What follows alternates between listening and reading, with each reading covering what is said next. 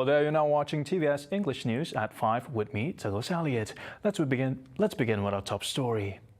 Sarawak's renewable energy generation capacity has provided the state with the upper hand in attracting foreign investors over other regional competitors. State's Premier Dato' Petinggi Tan Sri Abang Johari Tun Openg said Sarawak is well positioned to attract foreign investment with its huge hydropower potential. Abang Johari said this at the signing of the Memorandum of Understanding (MOU) between Sarawak Government and Pertama Ferroalloys Sdn Bhd at a hotel in Tokyo on Monday. The MOU was inked upon the intention of Ferroalloys to expand its existing ferroalloys and ferrosilicon smelting facilities in Samalaju Industrial Park in Bintulu. The Premier said Sarawak's hydro energy generation, with a total installed capacity of over 3,452 megawatts, has enabled the state to provide the most competitive tariff in the region. He added Pertama Ferroalloy would employ 1,000 workers upon completion of the plant expansion, and it promised to employ over 90% locals. During his week-long work visit to Japan, Abang Johari and his delegations will attend a hydrogen forum organized by the Tokyo Metropolitan Government on Tuesday. The Sarawak Disaster Management Committee (SDMC) has instructed all divisional and district disaster management committees in the state to beef up on their preparations for the possible floods with the coming northeast monsoon season. Its chairman, Dr. Amar Douglas Uga Umbas, said this. The Deputy Premier urged all respective departments under SDMC to get their required facilities and manpower at the ready. Uga, who is also the Minister of Infrastructure and Port Development, said he had directed the Public Works Department, JKR, to pay special attention to any destruction of roads and those that had been or would be cut off because of the flood. According to the Meteorological Department, continuous rain had been forecast in certain parts of the state from today until October 14th. These areas include Mukah Division, Daro, Matu, Dalat, and Mukah districts, Bintulu Division, Miri Division, which includes Subis, Beluru, Miri, and Marudi districts, and Limbang Division. Meanwhile, regarding the flood situation, Uga said those living close to rivers should take all the necessary precautions and listen to directions from the officers. Floodwaters in Kampung Bulau in Batu Niah are slowly beginning to subside. The flood caused a family of 7 to be evacuated as they are now seeking shelter at their relative's house. Fire and Rescue Department Operation Commander in Batu Niah, Azizul Rahim Saari, said the flood had inundated the area 4 feet deep, cutting off road connection to the area. A team of 4 firefighters is on site to assist villagers and advising locals to be on alert at all times and evacuate if the condition worsens.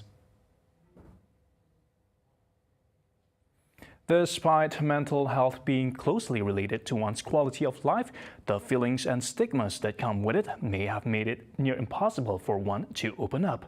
Hence, society finds multiple ways to aid people with mental illness. And as such, Synodin Assemblyman Dato' Sri Lee Kim Shin said this can make it difficult for individuals suffering from depression to seek help. Lee added that this issue needs to be viewed holistically as it closely relates to various aspects of life, from society, economy, politics, and even individual rights. We need to look at mental health in a very holistic manner. We need to adopt what we call the socio-political, economic, and human rights approach to mental health, because they are all interrelated. Related to our society, related to our economy, and of course our political situation in the country, and of course the rights of an individual, of a human being. These are all interrelated. He said this at the celebration of the World Mental Health Day and National Counseling Awareness Month 2022 at Pustaka Miri on Wednesday. Elaborating, he said, among the causes of mental health are financial issues, political instability, war, and the general well-being of a person. As such, these problems could lead to health problems, as stress contributes to unhealthy lifestyles in the long run. You see, a lot of our health problems start from mental health problems, from stress. From stress, then it gives rise to other health issues. Stress will cause you hypertension, later on, because you're under a lot of stress, then you tend to eat a lot. Yeah. Some people overcome their stress and depression by eating, continuously eating. Yeah? True or not, Dr.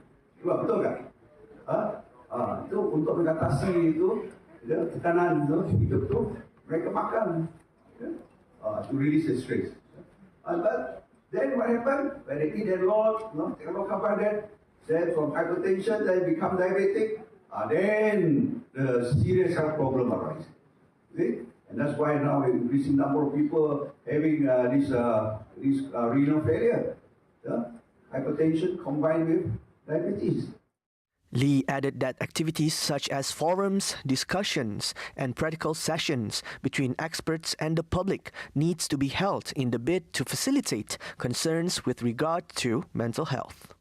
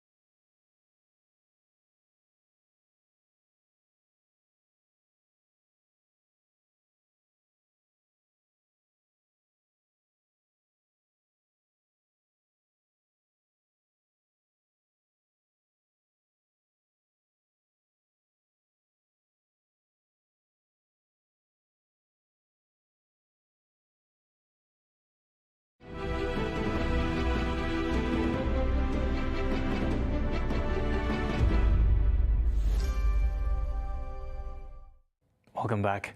Sarawak will be the first in the country to set up the State Social Wellbeing Index to indicate the social wellness of the state and establish a benchmark for social well-being. Women, Childhood and Community Wellbeing Minister Dr. Sri Fatimah Abdullah said that this will help the government come up with policies and programs as well as any necessary intervention. In her keynote address at the National Symposium on Psychology Wellbeing SKEP 2022 in UNIMAS on Wednesday, Fatimah noted that the 10 pillars comprise of family institution, capacity building, social harmony, housing, social space and infrastructure, good governance and practices, among others. Fatimah also revealed that a total of 1,581 respondents have taken part in the research during the time frame of 25th June 2019 to 24th of June 2020 in collaboration with University Malaya.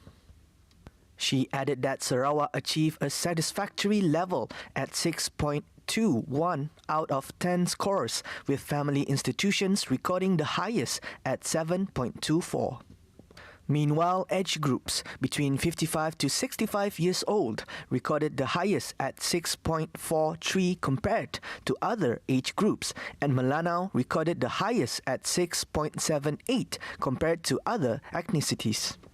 Fatima disclosed that the index are measured by using 3 numerical rating scale, starting from low 0 to 4, satisfactory 5 to 7, and high 8 to 10.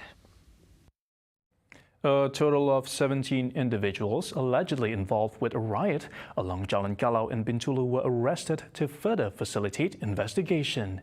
Bintulu District Police Chief Superintendent Bartolomeu Umpit said the driver of the road rampage, which recently went viral, was the latest to be arrested in Bintulu at 5 p.m. on Monday. Untuk makluman, pihak polis telah berjaya menangkap keseluruhan sekumpulan lelaki yang terlibat dalam perjodohan seramai 17 orang, dan yang terakhir kita tangkap semalam seorang lelaki yang memandu sebuah highlight yang digunakan seperti mana yang telah diviralkan. Kita telah tangkap semalam lebih kurang pukul 5 petang. He added 4 of the 17 suspects between 21 and 38 years old have past criminal records.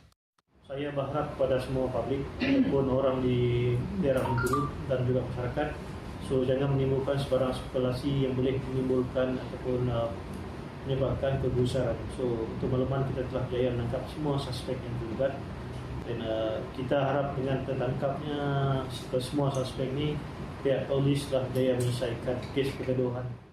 He said this at a media conference at Bintulu District Police Headquarters, IPD, on Tuesday. The High Court has fixed October 19 to hear former Prime Minister Dato Sri Najib Tun Razak's application to challenge the Prisons Department's decision not to allow him to attend Dewan Rakyat proceedings. Judge Dato Ahmad Kamal Muhammad Sahid set the date when the case was brought for mention before him in the presence of Federal Counsel M. Kogil Lambigai, who acted for the Attorney General's Chambers, and Counsel Tan Sri Muhammad Safi Abdullah, representing Najib. Adding that there is no urgency anymore over the matter as Parliament was dissolved 2 days ago, Kogi Lambigai said time is needed to study the submissions and the result will be informed to the court. However, Muhammad Shafi is of the opinion that the matter was urgent and there are serious legal issues to be determined by the court, including whether Najib can be nominated as a candidate and be present at the nomination centre where he would be contesting.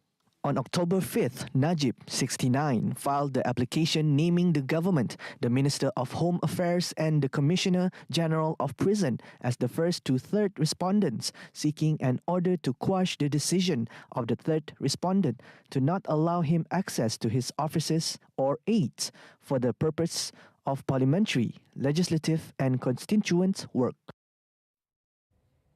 Sarawak closer with TVS as we bring you the latest news update, both locally and internationally. More headlines anytime at tvstv.my or follow us on our social media. And that's the quarter-hour update on News at 5. I'm Douglas Elliott. Thank you for watching.